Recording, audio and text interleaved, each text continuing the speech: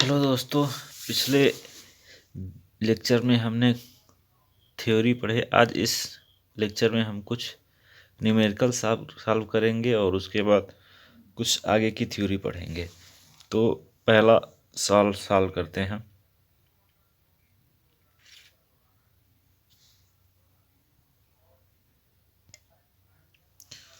तो हमारे पास प्रश्न है, किसी विद्युत बल्ब के तंतु में से 0.5 एम्पीयर की विद्युत धारा 10 मिनट तक प्रवाहित होती है। विद्युत परिपथ से प्रवाहित विद्युत आवेश का परिमाण ज्ञात कीजिए। यानी परिपथ में 10 मिनट के दौरान कितना आवेश प्रवाहित हो रहा है, इसका मान निकालना है। तो प्रश्न में दिया है, अब जो दिया है उसको लिख लेते हैं। दिया है विद्युत धारा का मान दिया है, यानी आई का मान दे रखा है 0.5। ए का मतलब एम्पियर। टाइम दे रखा है 10 मिनट। ठीक है। और हमने विद्युत धारा को परिभाषित किया है कूलाम प्रति सेकेंड पे। तो टाइम जो है हमारे फार्मूले में सेकेंड में होता है। तो यहाँ पे 10 मिनट को हम बदल लेंगे किसमें, सेकेंड में। तो 1 मिनट में 60 सेकेंड। तो 10 मिनट में कितना हो जाएगा, 60 का गुणा कर देंगे तो 600 सेकेंड हो जाएगा। ठीक है, कितना हो जाएगा, 600 सेकेंड। अब आई का मान क्या होता है, Q/T। तो Q का मान निकालना है। तो Q बराबर क्या हो जाएगा, T का इधर गुणा करेंगे तो IT हो जाएगा। मान रख देते हैं। तो Q बराबर क्या हो जाएगा, I का मान 0.5 एम्पियर गुणे T यानी समय का मान 600 सेकेंड। तो Q का मान यहाँ पे आ जाएगा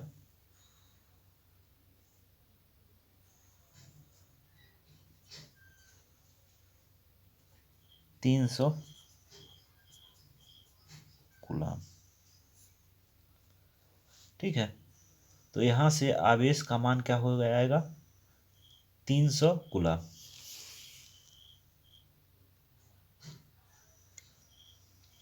तो इसका आंसर क्या लिखेंगे, परिपथ में 300 कूलाम आवेश प्रवाहित हो रहा है।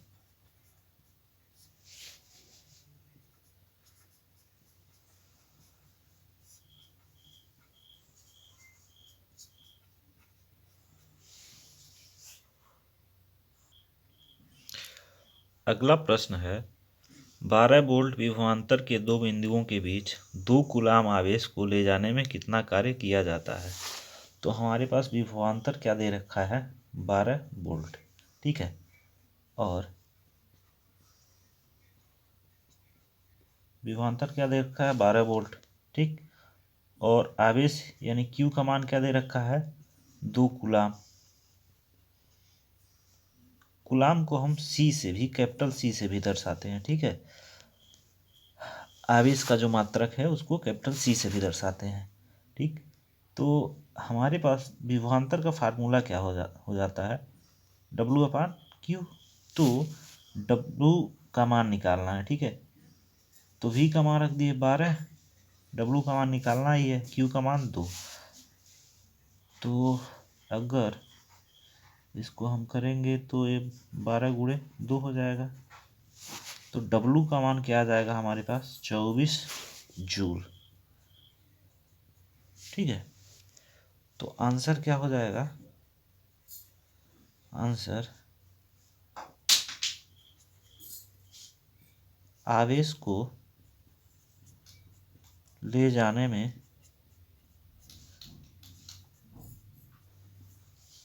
24 जूल कार्य करना पड़ेगा।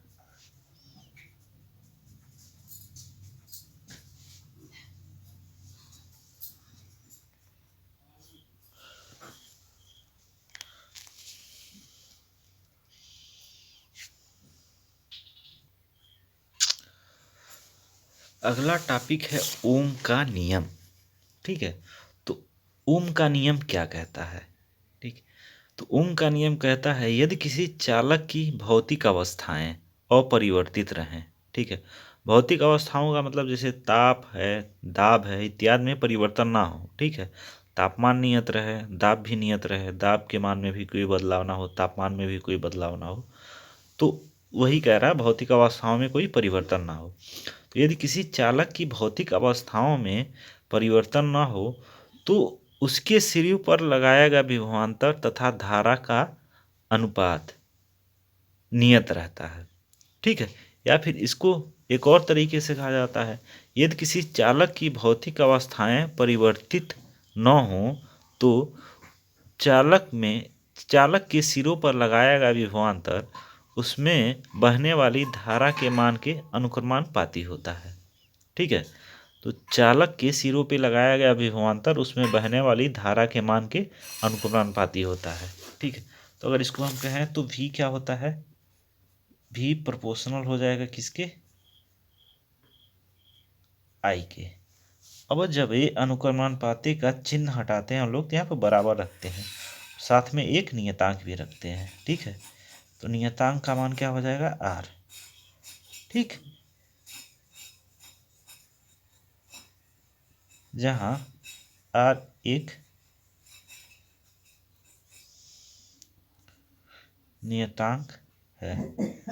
ठीक है, अच्छा पहले ओम के नियम का स्टेटमेंट लिख लेते हैं।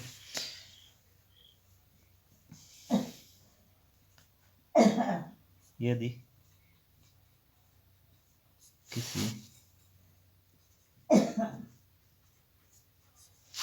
किसी चालक की यदि किसी चालक की भौतिक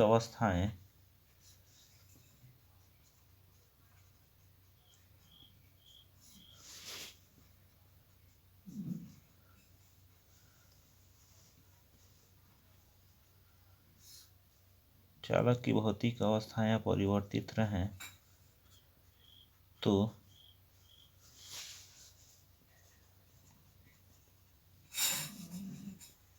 चालक के सिरों पर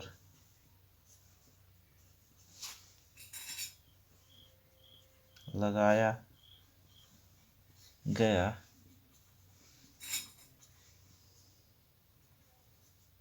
विभवांतर उसमें बहने वाली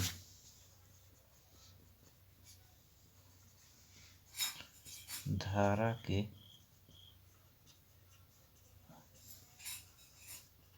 अनुक्रमानुपाती होती है।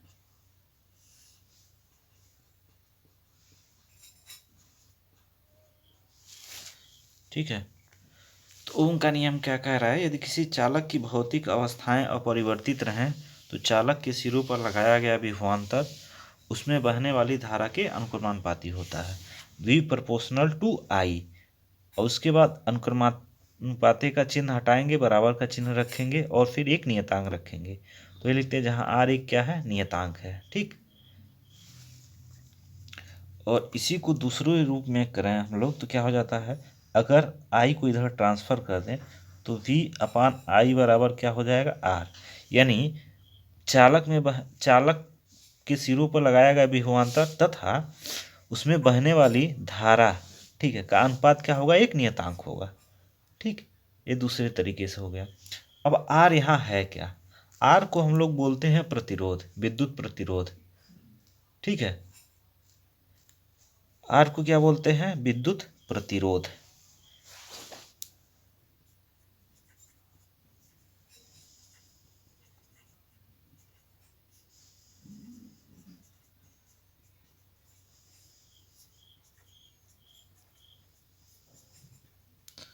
R को विद्युत प्रतिरोध कहते हैं।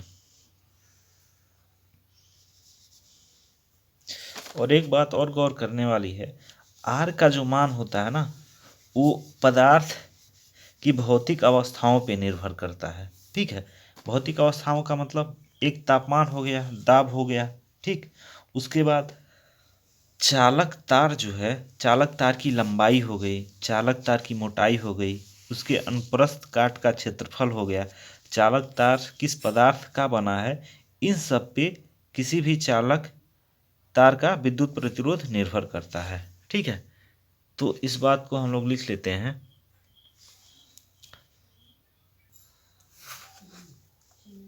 तो जब तक किसी चालक का ताप और अन्य भौतिक अवस्थाएं जैसे लंबाई, परिच्छेद का क्षेत्रफल, चालक का पदार्थ आदि नहीं बदलती, तब तक चालक का प्रतिरोध नियत रहता है।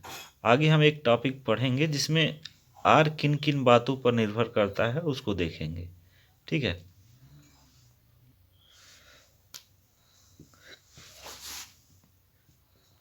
अगर यदि V और I के बीच हम लोग ग्राफ खींचें तो ग्राफ कैसा होता है? रेखीय ग्राफ प्राप्त होता है।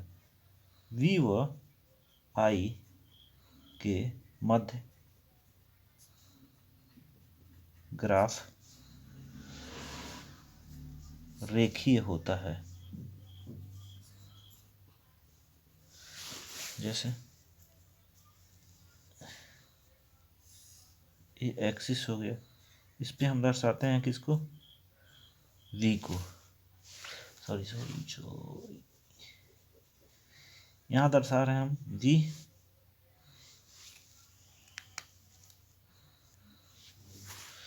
इस अक्ष पे हम V को दर्शा रहे हैं, V को, और यहाँ पे किसको? I को। V क्या है? विभवांतर, और I क्या है?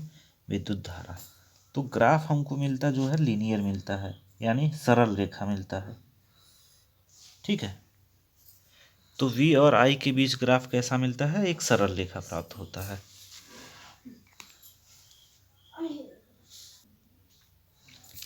अब विद्युत प्रतिरोध दरअसल होता क्या है? तो विद्युत प्रतिरोध को अगर देखा जाए तो विद्युत प्रतिरोध कोई भी पदार्थ हो, अगर उसमें हम विद्युत धारा प्रवाहित कर रहे हैं तो वो विद्युत प्रतिरोध जो है उसमें धारा के प्रवाह का विरोध करता है। ठीक है। तो वही क्या कहलाता है? वैद्युत प्रतिरोध। तो कोई भी मटेरियल हो, चाहे वो चालक पदार्थ ही न क्यों हो, जब उसमें धारा प्रवाहित होती है तो धारा के प्रवाह को, आवेश के प्रवाह को वह पदार्थ क्या करता है? विरोध करता है। धारा के प्रवाह को, आवेश के प्रवाह का विरोध करता है। ठीक है। तो वही क्या कहलाता है? उस पदार्थ का वैद्युत प्रतिरोध कहलाता है। ठीक। और इसको अन्य तरीके से भी कह सकते हैं कि जब किसी चालक के सिरे के मध्य विभवांतर स्थापित किया जाता है तो विभवांतर और चालक में बहने वाली धारा का अनुपात एक नियतांक होता है। ठीक है। और जो किसके बराबर होता है? उस चालक के प्रतिरोध के बराबर होता है, विद्युत प्रतिरोध के बराबर होता है। ठीक है।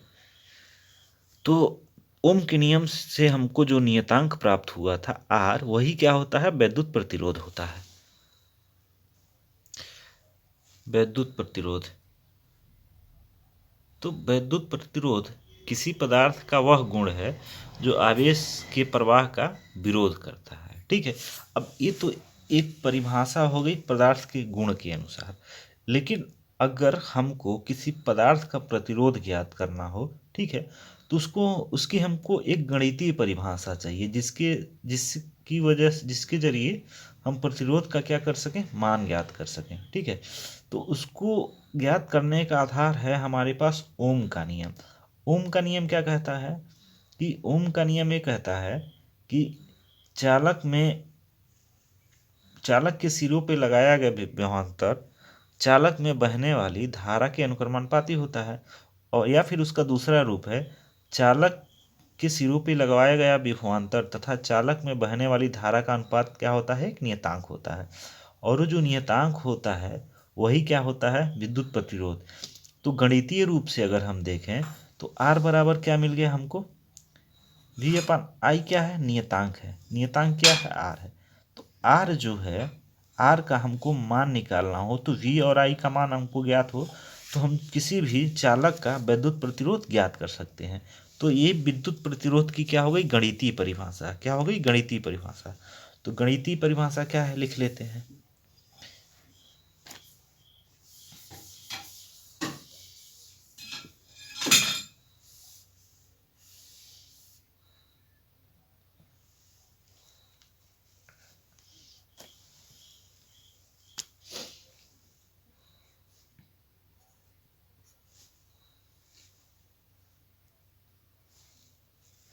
तो गणितीय परिभाषा क्या हो जाएगी? किसी चालक के सिरों पर लगाया गया विभवांतर तथा उसमें बहने वाली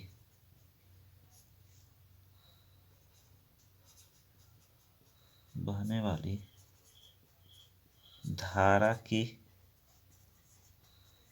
अनुपात को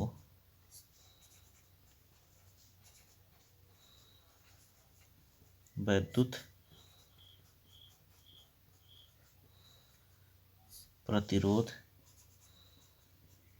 कहते हैं। ठीक है, तो R क्या हो जाएगा, V/I।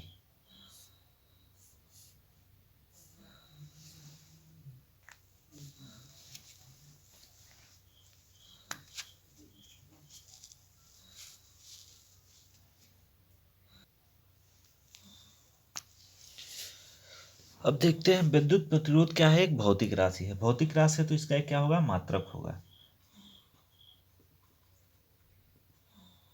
विद्युत प्रतिरोध R का मात्रक, तो R का फार्मूला क्या होता है, V/I। तो यानी V का मात्रक बटे I का मात्रक, और V का मात्रक क्या होता है, वोल्ट, और I का मात्रक क्या होता है, एम्पियर। ठीक है, तो इसको हम क्या बोल सकते हैं, वोल्ट प्रति एम्पियर।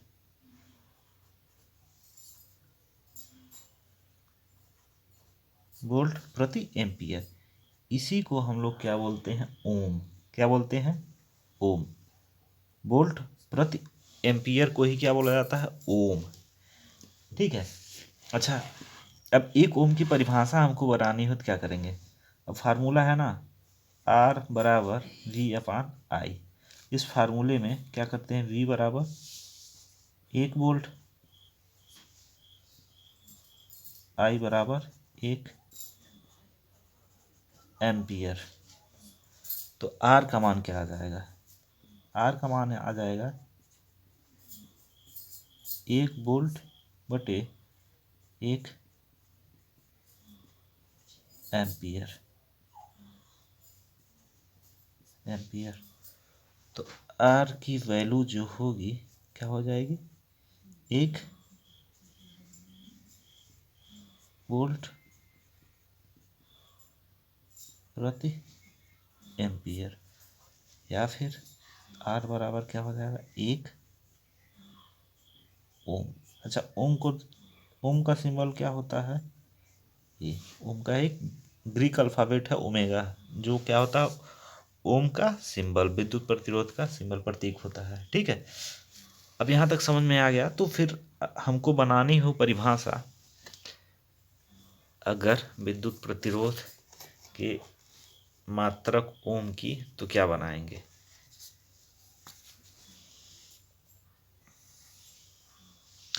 तो यदि किसी चालक के सिरों पर 1 वोल्ट का विभवांतर लगा जाए और उसमें बहने वाली धारा 1 एम्पियर हो, तो चालक का प्रतिरोध 1 ओम होगा। ठीक है, यदि किसी चालक के सिरों के बीच 1 वोल्ट का विभवांतर हो और उसमें 1 एम्पियर की धारा प्रवाहित हो, तो चालक का प्रतिरोध 1 ओम होगा। यदि किसी चालक के सिरी के बीच 1 वोल्ट का विभवांतर हो और उसमें 1 एम्पियर की धारा प्रवाहित हो, तो चालक का प्रतिरोध 1 ओम होगा। ठीक है, यदि किसी चालक के सिरे के बीच 1 वोल्ट का विभवांतर हो और उसमें 1 एम्पियर की धारा प्रवाहित हो, तो चालक का प्रतिरोध 1 ओम होगा। अब ये हो गया सॉरी, यहाँ एक मिस्टेक मैंने कर दिया है। यहाँ पे दरअसल होगा 1 ओम।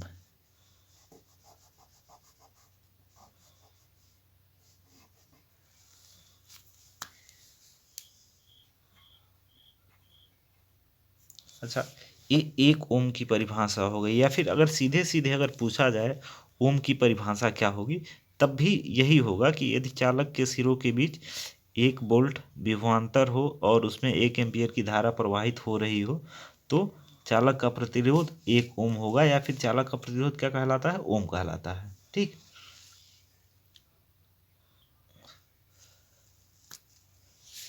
प्रतिरोध के प्रतिरोध का एक बड़ा मात्रक भी है जिसको क्या बोलते हैं, मेगा ओम। और 1 मेगा ओम जो होता है, 1 मेगा ओम वो क्या होता है, 10⁶ ओम के बराबर होता है। दरअसल होता क्या, मेगा मेगा बराबर होता है 10⁶ ठीक है। ये किसी भी मात्रक को, मात्रक जो होते हैं उनके बड़े मात्रक या फिर छोटे मात्रक लिखने के लिए प्रयोग में लाए जाते हैं। तो उसमें से क्या है, एक मेगा। मेगा क्या है, बड़ी क्वांटिटी दर्शाता है। अब मेगा बराबर क्या होता है, 10⁶ ठीक है। और वैसे ही एक मात्रक क्या है, माइक्रो। एक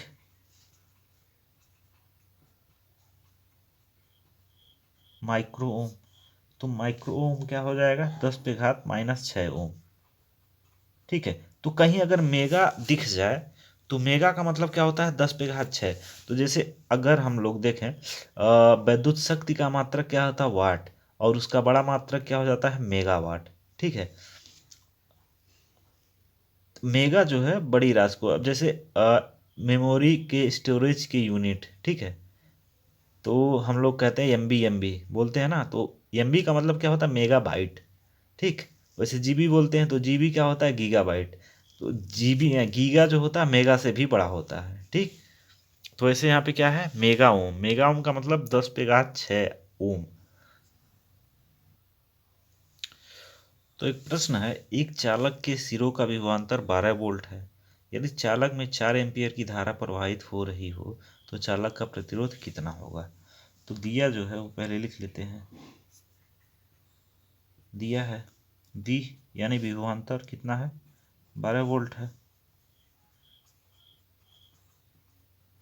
और आई यानी धारा, धारा कितनी है, 4 एम्पियर।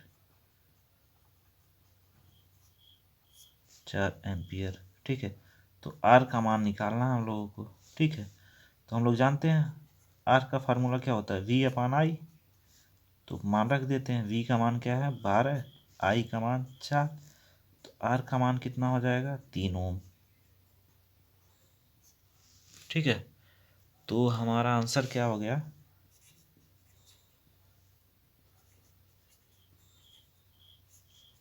चालक का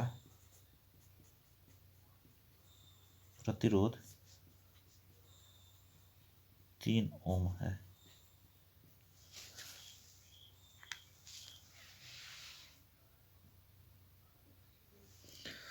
तो आज के लेक्चर में इतना ही रखते हैं। अगर आपको वीडियो अच्छा लग रहा है, जो भी मैं पढ़ा रहा हूँ समझ में आ जा रहा है, तो इसको शेयर कीजिए, अपने दोस्तों में शेयर कीजिए, चैनल को सब्सक्राइब कर लीजिए। ठीक है।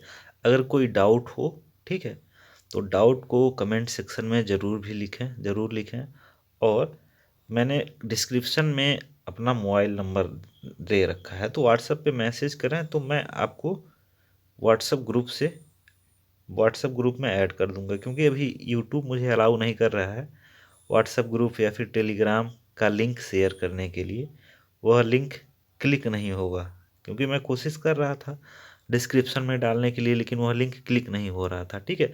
तो आप लोग वीडियो को जितना जल्दी से जल्दी शेयर करेंगे तो यूट्यूब मुझे अलाउ करेगा, ताकि मैं आप लोगों के लिए और भी अच्छे से अच्छे लेक्चर बना पाऊँ, और भी जो स्टडी मटेरियल हैं मैं उनको आपको प्रोवाइड करा पाऊँ। क्योंकि यूट्यूब पे मैं आपको बस वीडियो बना के दे सकता हूँ, बाकी अन्य जो मटेरियल हैं वो ग्रुप से ही मिल पाएंगे, व्हाट्सएप या टेलीग्राम से। ठीक है। Thank you.